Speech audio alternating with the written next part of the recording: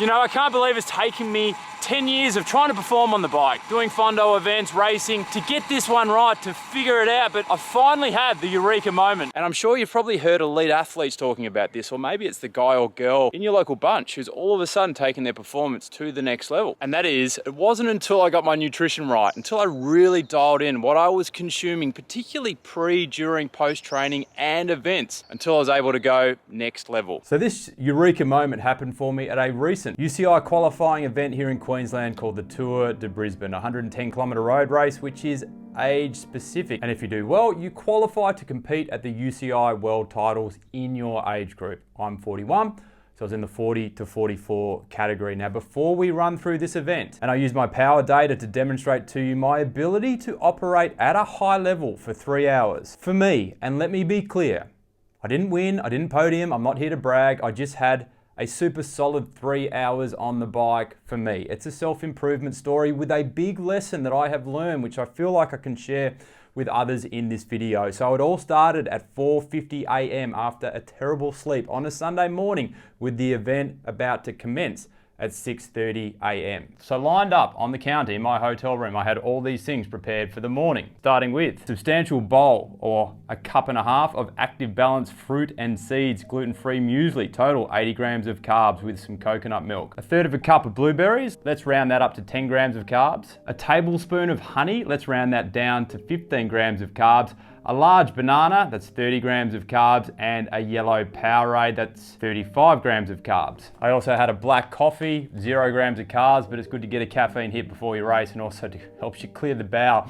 So this total was 140 grams of carbs. Now, just before the event started, I also washed down a Morton gel, not sponsored, which is 25 grams of carbs. So that is a total of 165 grams of carbs within that 90-minute period of waking up to event start. I should also mention that I did have a shot of ketones before I consumed everything in front of you here, but I've had ketone supplements in the past. Never before have I consumed 165 grams of carbs pre-event. Reflecting on events I've done in the past, like 200-kilometre plus events, I might have gotten close to 100 grams of carbs pre-event, maybe, but never have I consumed this much before an event and washed it all down with a sports drink. And this was only the start of my carbing up experience, as what I did during the race was once again more carbs than I've ever consumed in my entire life. So now is probably a good time to pause and provide a little bit of context as to why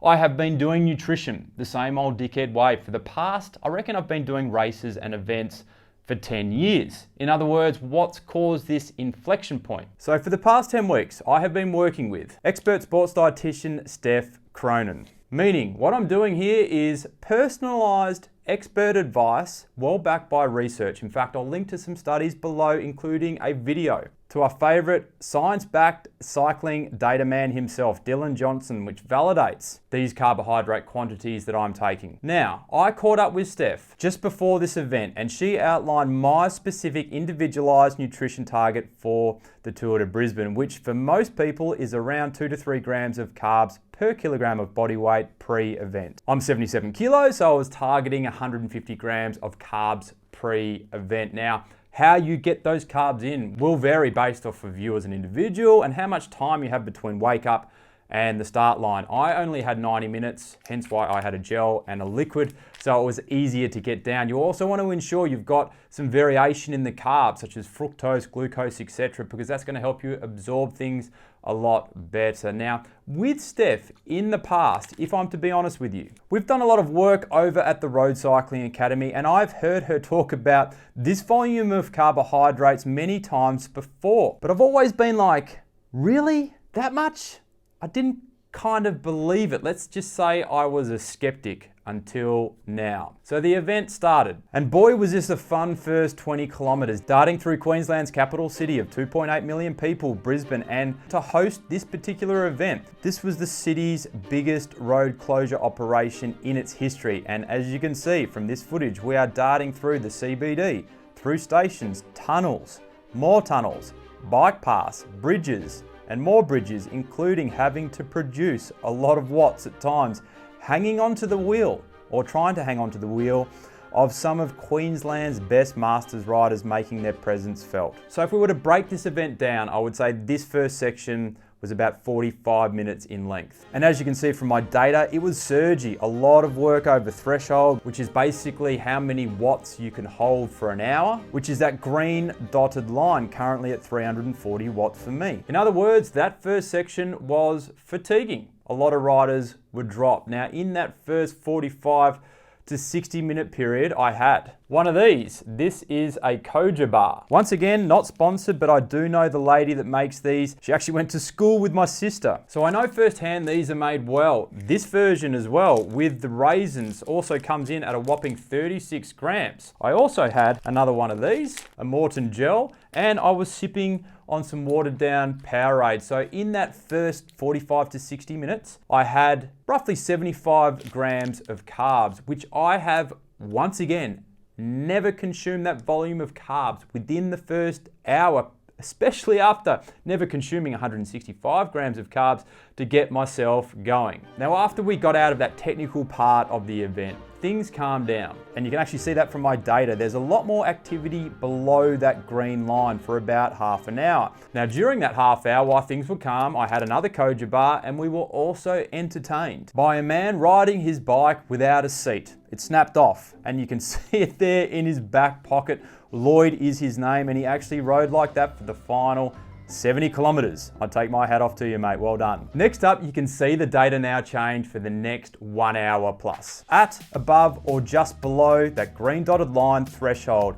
And that was me and one other rider from one of the top masters teams here in Queensland attempting to bridge across to a breakaway of two others that had gotten up the road about 5 minutes before we started our pursuit. So that's a solid 1 hour plus swapping off at around threshold, leading into what most people were nervous about for the day, being the famous Brisbane Mount Coot-tha, a 2.2 kilometer climb at an average gradient of 9%. In other words, a solid, super solid 8 to 12 minute effort at 90 kilometers in. Now, while I was in that two-man chase group, while sitting on the wheel, I consumed another gel, another Coot-tha bar, and just before we hit the climb, another gel, this time with some caffeine in it. So after that initial 45-minute period, the next 90 minutes I consumed 2 more Coot-tha bars, 2 gels, and more Powerade. So I'm sitting at about 210 grams of carbs, just over 2 hours in. That's on top of the 165 I started with. So that's about 100 grams of carbs per hour on the bike. And look, they say if you're hitting somewhere between 60 to 90 grams, depending on the event, depending on the individual body weight, etc., at a recreational and amateur level,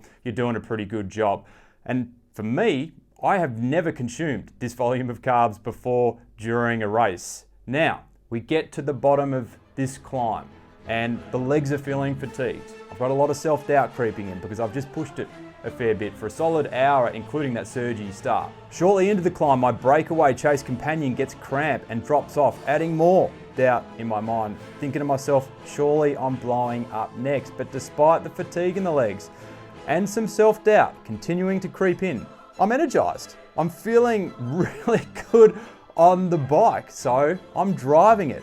And there it is, a sustained 8.5 minute effort at my VO2 max level, circa 380 watts. Now please let me reiterate, because I know what some of you are gonna be thinking. Oh, you bloody think you're good, don't you, mate? But no, that's not it. I am a middle of the pack rider, particularly when it comes to these type of events, and particularly when I've put in a solid effort at the start of an event, I will always fade. Even when I've done the training in the past, and I've done the training now, but I have done the training in the past and I've always faded. But today, for this particular event, I rode strong the whole way.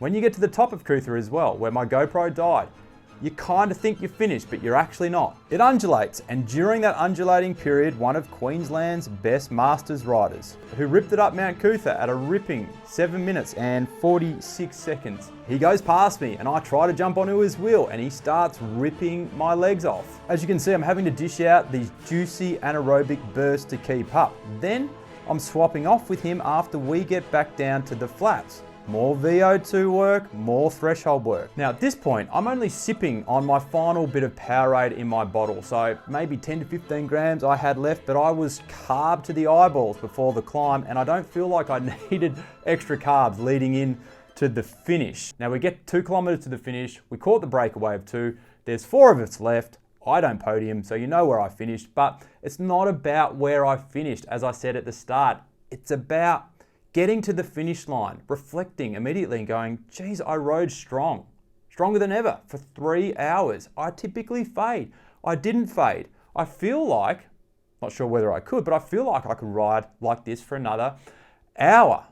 And the big difference, the big change that I have made for this event is from Steph's nutrition guidance, aiming for 150 grams of carbs tick and 90 grams per hour during. That's 270 all up. I probably got to 220, 230 during. So I've still got some work to do somehow. I'm not sure how I can consume more than what I did, but ultimately this nutrition strategy, this learning, I think it's going to be my biggest takeaway from this series, Fast at 41. If you've gotten value from this video today, please don't forget to give it a like. Helps the channel out, greatly appreciated, and I'll catch you in the next one.